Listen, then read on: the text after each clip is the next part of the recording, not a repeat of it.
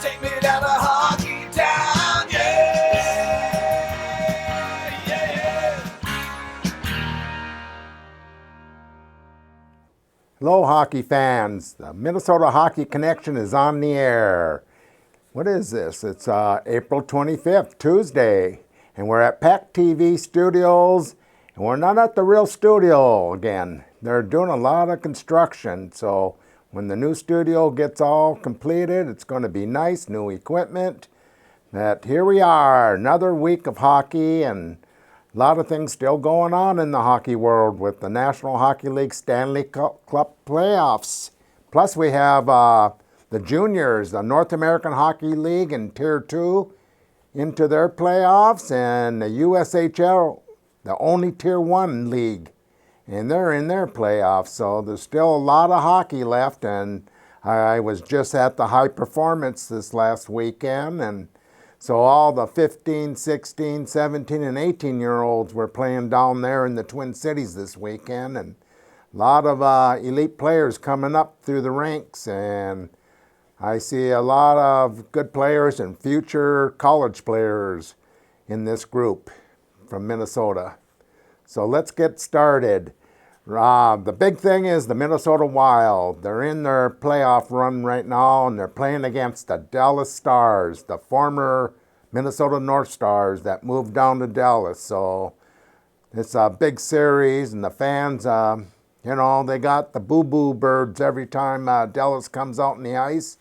And the former player, Suter, I mean, he's getting booed every shift just because on the first game, he hit our star player, Kirill Kaprizov, and he cross-checked him in front of the net, and no penalty. And the fans were pretty irritated about that, and so they're getting after him a big time during this series now.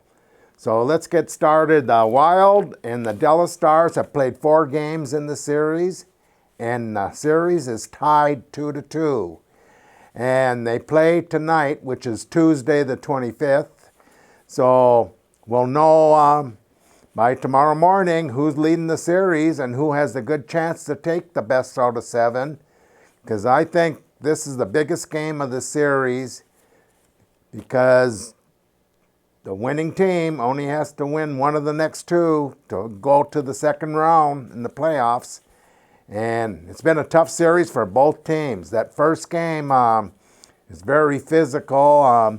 Matt Dumba hit one of their best players, Joe Pawlowski, and he hasn't been back. He's in concussion protocol, and we don't know if he's coming back or not. They're not saying much. And then, like I said, Suter cross-checked Kaprizov in that game, and there's been a lot of big hitting. In that first game, Minnesota won 3-2, and it was a very good game and well fought. But the next game, we changed goalies. We had Gustafsson in the first game, and then we went with the Flower, Marc-Andre Fleury, in the second game. And he wasn't too sharp, but either were any of the Wild players. So they took a big loss, 7-3. And so Dallas evened the series. So then last Friday, they come back home for their first game in the home playoff game, and Minnesota looked like they played their best game of the year. They played all 3 periods, which is not normal for them in most teams. So they played a complete game for 3 periods, and they beat Dallas 5-1. There was a lot of hitting. The crowd was in it. I think there was like 19,300. So the fans are coming up for the playoffs big time. So they took the lead 2-1. But then Sunday night, they didn't look as sharp as normal, but they didn't play really that bad. But Dallas found a way to win 3-2. And I think one of the bigger stories of that game was the refereeing. They were so bad on both sides of the ice on their calls that the fans were just, they couldn't handle it. If they had a chance to grab one of the refs, they'd wring their neck. But that's the way it is. They're human, and they made a few mistakes that game, and so we move on. So tonight, Tuesday night, April 25th, we're down in Dallas, and the game is going to be at 7 p.m. And like I said, by Wednesday, we will know who's going to take the lead and be the favorite to win the series. But we know we got the sixth game for sure, and that'll be back in St. Paul at the XL Energy Center. And they haven't put the time on that game yet, but because of TV, and they're trying to figure out who's going to be playing that night. And then if we need a seventh game, if they split these next two games, there'll be a seventh game in Dallas. And like I said, they wouldn't know the time for that game yet. But so we know we're going to have a game tonight and Friday night. So tie series 2-2, big game, and go Wild. And other National Hockey League series, we got, there's 7 other games series going on. And out east, Tampa Bay lost 2 games at home where they had them. Like last night, they were ahead 4-1. And somehow Toronto came back, tied the game with about 2 minutes left, and then beat them in overtime. So they're taking a 3-1 lead over Tampa Bay. And Tampa Bay has been in 3 of the last championship final round in the Stanley Cup. So they've been a great team the last few years. And boy, that was a big setback last night, especially when they were ahead. I don't think they've ever lost a game in a playoff when they're ahead 3 goals. But they did last night. So Toronto's looking very good right now. The New York Rangers and New Jersey are all tied up after New Jersey won last night. And another series, the Carolina Hurricanes are ahead of the New York Islanders 3-1. And Boston Bruins are ahead of the Florida Panthers 3-1. And like I said, all these series are going to the best out of the 7. So the first team that wins 4 games moves on to the second round of the Stanley Cup. And that has been one of the problems with the Minnesota Wild. They have a hard time getting through the first round. And the funny thing, they were ahead in the series 2-1 on going into Sunday night's game. And the last 3, they've been 3 times they were ahead 2-1 in the playoffs since Minnesota Wild came back to St. Paul, and they've lost every one of that 4th game. So they're not good in that 4th game when they're ahead 2-1. So let's hope they get it back together and win some games. Okay, back in the Western Division, Colorado came back from a 2-0 deficit to beat Seattle last night, and now that series is tied 2-2. The Las Vegas Golden Knights, they're ahead of the Winnipeg Jets 3-1.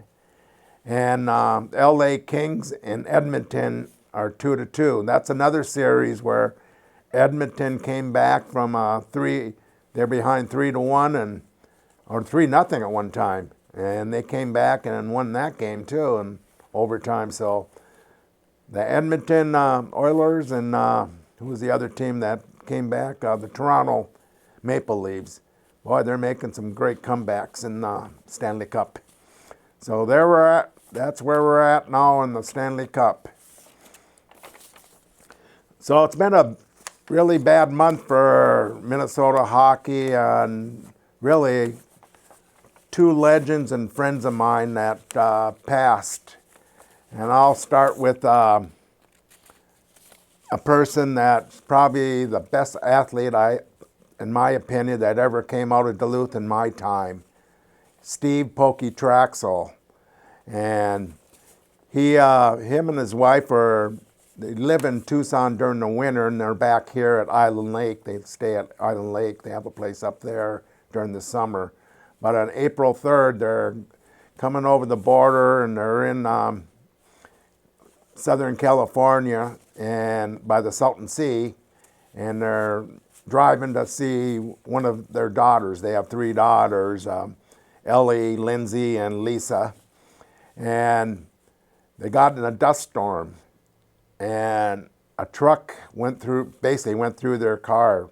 If you went on the internet and saw the pictures, oh, it's not good. I wouldn't even recommend you go look at it, because it was not pretty. But they passed away Monday, April 3rd.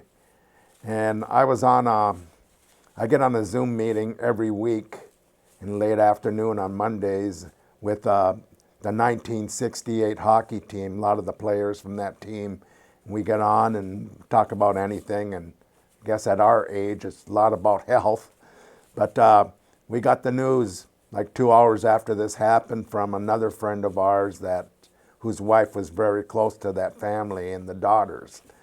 And so it was a tragic news, and we don't know when they're going to have services up here in Duluth, but the daughters think sometime in the summer, and we'll wait and see on that. But tell you a little bit about Pokey.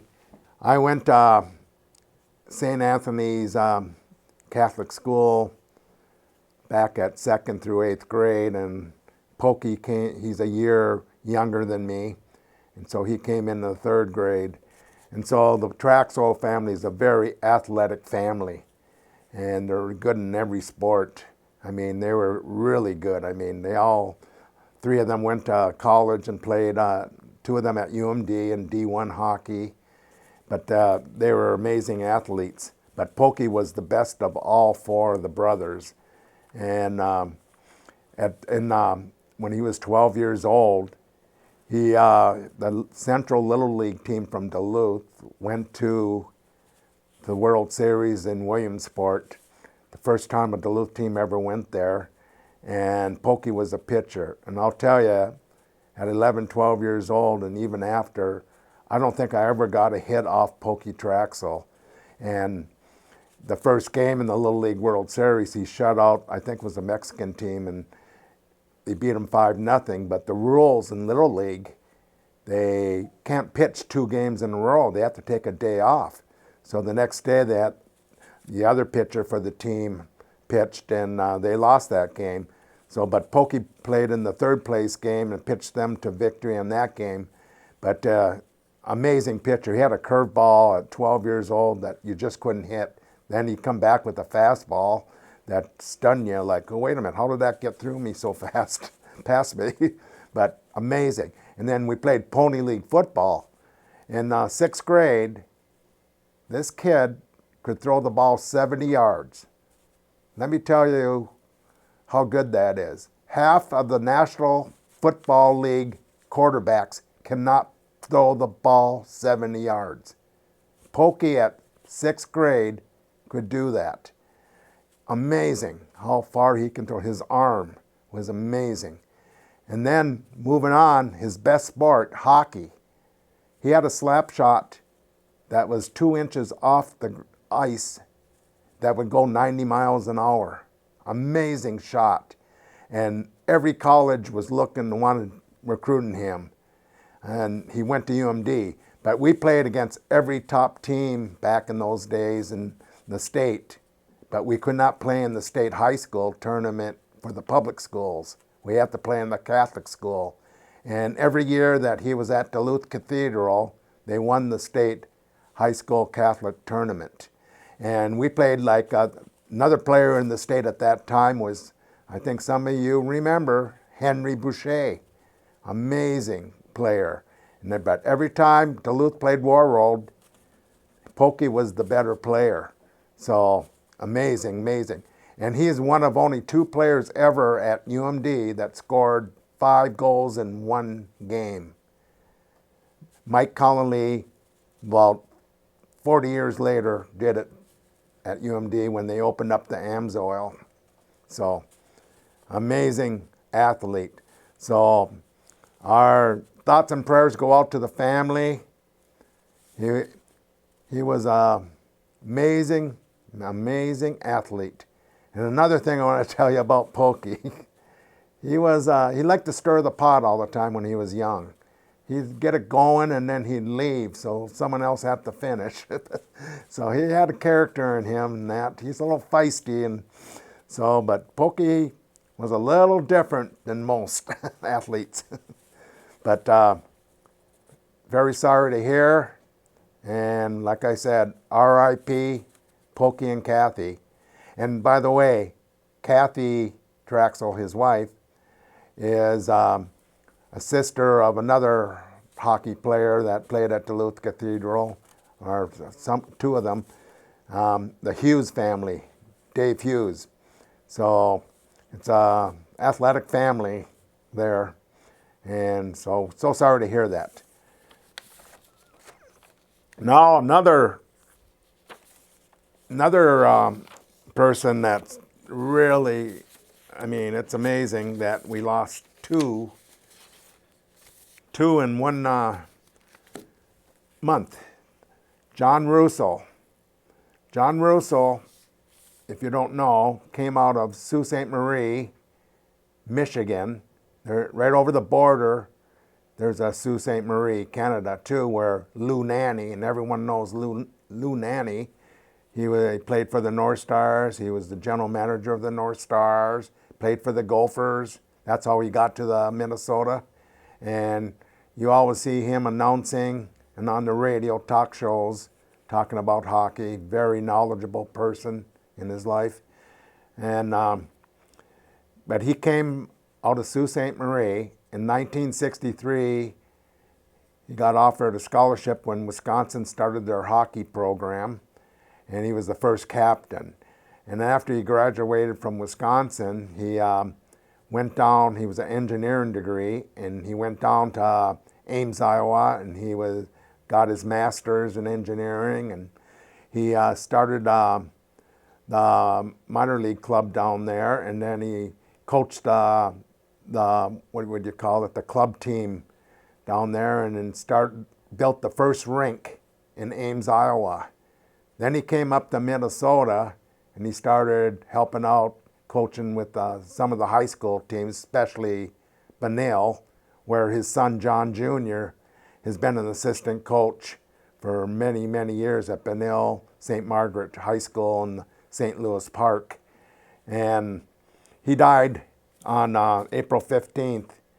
And the thing that got me is that I didn't meet him until about 2001. He started the Upper Midwest Elite League.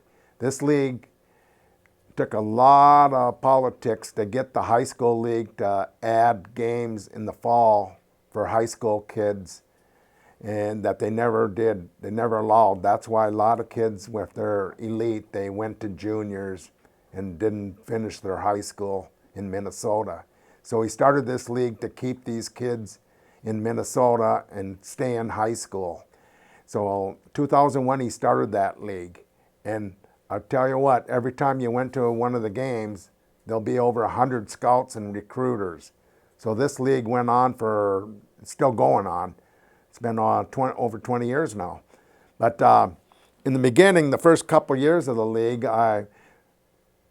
John had a hard time getting players out of the north or who to get in that, and I'd recommend players. And a lot of the players I recommended, I don't think so. I don't think so. I said, at least give him a tryout. At first, he wasn't going along with my opinion. But after about 2-3 years, he noticed that, wait a minute, this kid is better than I thought. So he started calling me and in the spring and talking to me more. And he had a cabin up in Spooner, so we'd get together for maybe breakfast or dinner or something like that and just talk about hockey kids. And before you know it, I was helping him out all the time with Twin City kids, and he started taking my opinion pretty serious, and we became really good friends. Then when I started this show, Minnesota Hockey Connection, when the Elite League, I would go down there and I'd videotape players, and we'd get John on and talk about hockey, and we became very good friends.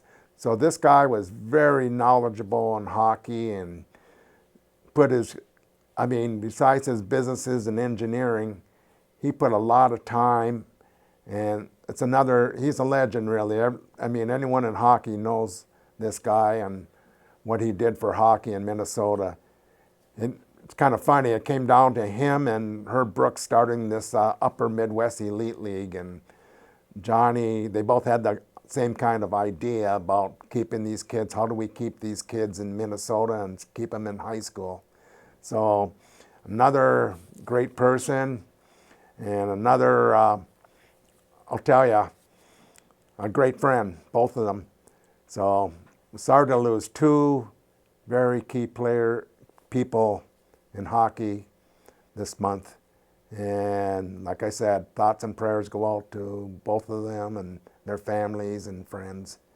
But we got to move on. Okay, there's another, juniors are starting their playoffs, and the North American Hockey League is a Tier 2 league. And Tier 2 North American Hockey League has 4 divisions, and there's 30 teams right now. And the 4 divisions are Central, Midwest, East, and South. And right now, I'll go with the East, what's going on there. Maryland is ahead of the Northeast, 2-0 in games. It's the best out of 5 series, so the first one to win 3. Maine is ahead of New Jersey, 2-0. In the South, we got Oklahoma over Amarillo, Texas, 2-0. And we got the Lone Star they're tied with Shreveport, Louisiana, 1-1 so far, in their best of 5. So then we go into the Central. We got Austin over Minot, 2-0 in the series. And then we got St. Cloud over Aberdeen, 2-0 in the series. A lot of 2-0 leads, so a lot of these teams are kind of crushing the other side. And then in the Midwest, we got Wisconsin over Chippewa, 2-0. And then we got the Minnesota Wilderness out here in Cloquet over Kenai River, 2-0. And they start out with the top seed has the first 2 home games, then they go to the visiting team site on the lower seed for 2 games, and if they need a 5th game, they go back to the top seed's site. But the only one that's a little different is that if an Alaskan team wins, so Minnesota Wilderness was the top seed, Kenai River had to come down to Minnesota, and because Minnesota beat them the first 2 games, they go back up. They're back up in Alaska this weekend, but they stay up there. And if they need a 5th game, they'd still play it up there. But if Minnesota and Kenai River tied down here in the first 2 games, then they'd have a 3rd game down here and then go up there for 2 games if needed. So a little different if you have Alaska. They're trying to save money on the traveling because it is big expense to go up to Alaska here. So, but here's the nice thing. There's 3 teams from Minnesota. And there's a lot of Minnesota high school players that are on these teams. And Austin Bruins, they're ahead 2-0. St. Cloud Nordsman, they're ahead 2-0. And the Minnesota Wilderness, they're ahead 2-0. So you should go on their site, the North American Hockey League, and see .com. I think it's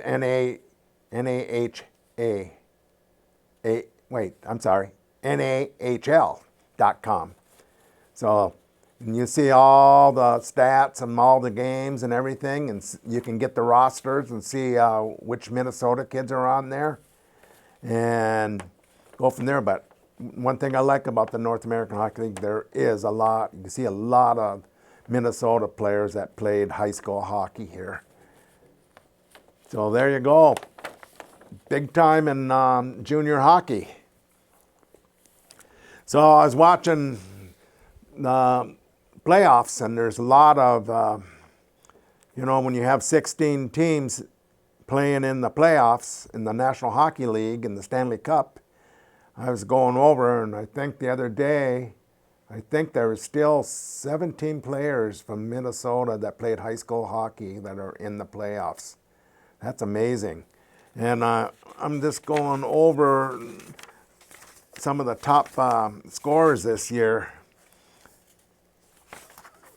And